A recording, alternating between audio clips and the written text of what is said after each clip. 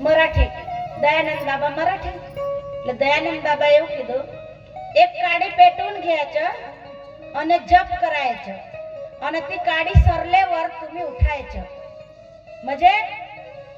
एक अगरबत्ती सळगावવાની એ પૂરી થાય ત્યાં સુધી જપ કરવાનો અને એ પૂરી થાય પછી ઉઠી રહેવાનું એવું એ બા એવું સમજ્યા મંત્રને તો જાણી લીધો જે મંત્ર આપ્યો તો એને આવડી ગયો પણ એ બાએ એવું સમજ્યા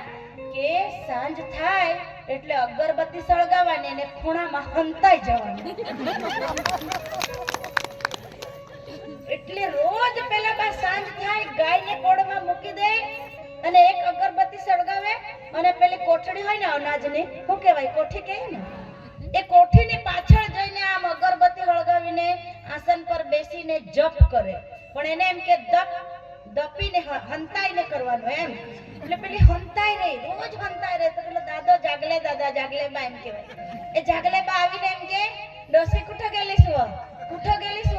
હવે ભાઈ એક અગરબત્તી પૂરી થાય ત્યાં સુધી પેલો હોદિયા કરે તો પેલાને ગુસ્સો નહીં આવે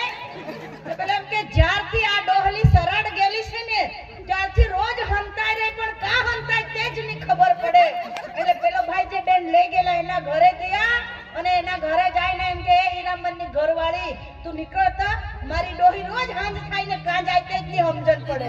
એટલે પેલી લોકો ઘરે આવીને જોઈને બાપુ જોઈ એટલે તો પેલો આમ કોઠીની પાછળ બેસીને ગુરુ મંત્રનો જાપ કરે આમ પેલી દાદી જાપ કર્યા કરે એટલે પેલી જોયું અગરબત્તી આટલી જ હતી સળગવાની પૂરી થવાની હતી એટલે પેલી દાદી ઉઠી એટલે દાદીને કીધું દાદી શું કરે એટલે ગુરુજીએ તો કીધેલું દપીને જાપ કરવાનું એટલે મેં તો હંતાઈને રોજ જાપ કરું